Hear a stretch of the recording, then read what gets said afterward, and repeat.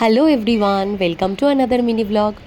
আগের ব্লগেই তোমরা দেখেছিলে আমি কিছুদিন থাকবো বলে বাড়িতে এসেছি। তো আজকে হলো সানডে। আজকে সকালবেলা আমার বর ভুবনেশ্বর থেকে ফিরে গেছে, এখানে এসেও গেছে।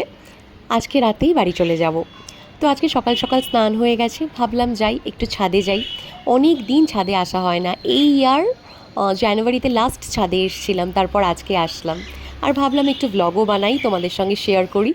আজকে চলে যাব, তাই ভাবলাম একটু ছাদে গিয়ে ঘুরি আর একটু ব্লগও করি। অনেক দিন তোমাদের সঙ্গে কোনো কথা হয় না। আজকে একটু রোদ উঠেছে, নাহলে রোদ যা বৃষ্টি হচ্ছে।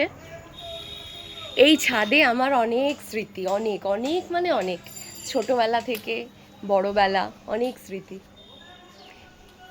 বছর হয়ে যায়, এই 1 বছর হয়ে গেছে না, 1 বছরের বেশি হয়ে গেছে আমি বাড়িতে এসে রাত্রিবেলা কখনো থাকি না। মেয়ের পড়াশোনা থাকে, আমার বরের ও কাজের প্রচুর চাপ, তো থাকা হয় না। অনেক দিন বাদেই শরীর খারাপের জন্য রাত্রিবেলা থাকলাম, ভালো লাগলো, বেশ কটা দিন আনন্দে কাটালাম। আজকে আবার চলে যাব, কালকে থেকে আবার back to my old life. একটা জিনিস তোমাদেরকে দেখাচ্ছি, এটা হচ্ছে চিলেকোঠার ঘর। এই ঘরে আমার ফ্যামিলি মেম্বারের এমন কেউ নেই যে শোয়নি, আমরাও শুয়েছি কখনো না কখনো। তুইও তো গেছিস মোহন কাকুকে নিয়ে, সবাই শুয়েছি। এটা হচ্ছে চিলেকোঠার ঘর। জানি না বাবা খুলবো না, ভেতরে টিকটিকি থাকতে পারে, অনেকদিন খোলা হয় না। ফ্যামিলিটা আসলে খুব বড়, ঠিক আছে, দাঁড়াও এখানে বসে বলি। তো আমাদের ফ্যামিলিটা আসলে অনেক বড় ফ্যামিলি। তো যখনই কোনো অনুষ্ঠান হতো, অনেক লোক সংখ্যা, তখন কেউ না কেউ এখানে ঘুমোতো। আমিও অনেকবার এখানে ঘুমিয়েছি, অনেক স্মৃতি আছে। লোডশেডিং হলে আমরা ছাদে এখানে মাদুর পেতে, ঠিক এই জায়গাটা মাদুর পেতে পড়তে বসতাম। আর হচ্ছে লোডশেডিং যখন হতো, টিউটারকে নিয়ে ওপরে চলে আসতাম, এখানে বসেই পড়তাম। আরেকটা জিনিস তোমাদেরকে দেখাই, দাঁড়াও এখান থেকে দেখাই। এই যে দেখছো আমাদের উঠোন, এই ঠিক উঠোনের মাঝখানে একটা আমাদের আম গাছ ছিল, বহু বছরের পুরনো আম গাছ ছিল। মানে খুব সুন্দর আম হতো, মিষ্টি আম হতো, কিন্তু আমফান ঝড়ের সময় সেই আম গাছটা ভেঙে যায়। দাদু খুব কষ্ট পেয়েছিল, দাদু বুনু দুজনেই। বুনু হচ্ছে আমার ঠাকুমাকে, তোমরা অনেকে জিজ্ঞেস করেছো তোমার বুনুকে, আমি আমার ঠাকুমাকে বুনু বলি। তো বুনু দাদু খুব কষ্ট পেয়েছিল আম গাছটা যখন ভেঙে যায়। পুরো এই মাঝখানটা, উঠোনের মাঝখানটা আম গাছটা ছিল।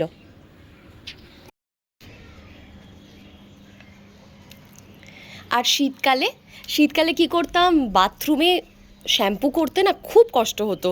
তাই এই কলটা বহু বছরের পুরনো, তো আমরা এখানে আসতাম, এখানে শ্যাম্পু করে তারপর বাদবাকি স্নানটা বাথরুমে করতে যেতাম, এখানে শ্যাম্পুটা দিতে আসতাম। তাতেও রক্ষে ছিল না। এটা তো উত্তর দিক, উত্তর দিকের হাওয়া আসতো সেই শীতকালে, কি শীত করতো। চারপাশের অনেক কিছু চেঞ্জ হয়ে গেছে, অনেক নতুন বাড়ি হয়েছে বা অনেক পুরনো বাড়ি নেই।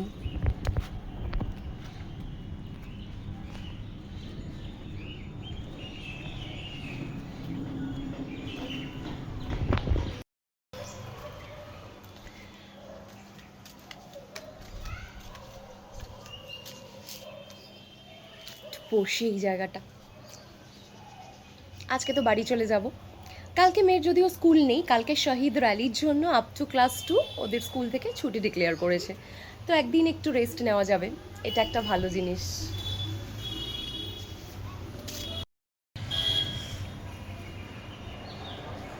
আজকে মনে হয় না বৃষ্টি হবে, বল? হবে হবে। রোজই তো অলরেডি বৃষ্টি হয়ে হচ্ছে গেছে। বাবা, অনেক বছর বাদে কিন্তু এত বৃষ্টি হচ্ছে। আগে তো বর্ষাকালে আমাদের বাড়ির নিচের তলায় জল জমে যেত, এখন তো সেরকম বৃষ্টি হয় না।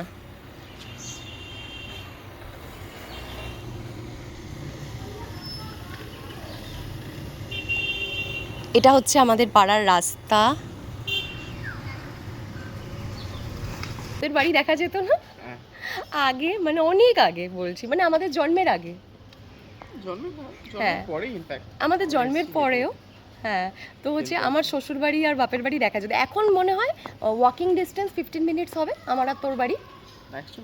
হ্যাঁ, আমাদের বাড়ি মানে আমার শ্বশুর বাড়ি আর বাপের বাড়ির ওয়াকিং ডিস্টেন্স হচ্ছে 15 মিনিটস। আগে না, মানে এই তোমাদের দেখাচ্ছি যে এইখান থেকে, মানে এটা আমার বাড়ি ধরো, এখান থেকে আমার শ্বশুর বাড়ি দেখা যেত।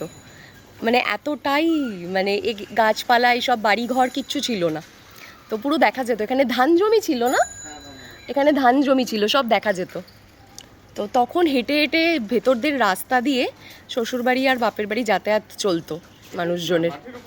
মাঠের ওপর দিয়ে না, গলিগালা কিছু ছিল না। ধানমাট বলতো, হ্যাঁ হ্যাঁ ধানমাট বলতো, এখান দিয়ে আসা যাওয়া চলতো।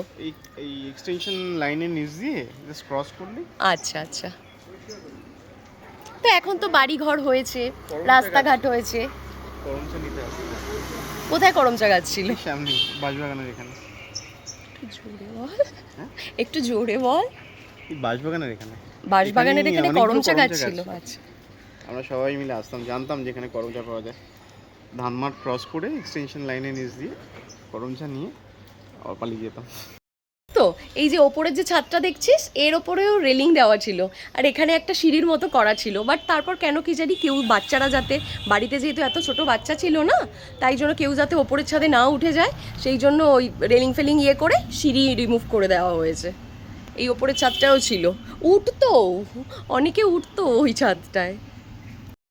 চলো তাহলে এবার যাই, নিচে যাই, দেখি মেয়েটা গিয়ে কি করছে। চল যাই, ও আবার একা রয়েছে। অনেক দিন বাদে ছাদে এলাম, বেশ ভালো লাগলো। আজকে রাতে বাড়ি ফিরে যাব। তারপর থেকে আই হোপ আবার আগের মতো ব্লগ পোস্ট করব সুস্থ হয়ে। দুর্দান্ত গন্ধ। দুর্দান্ত গন্ধ। ও মাটন রান্না করছে মা আজকে, জানি না আমি খেতে পারবো কিনা। মাছ মাংস একদম ভালো লাগছে না। খোলা থাকবে? চাবিটা কোথায়? আচ্ছা ঠিক আছে, চলো টাটা।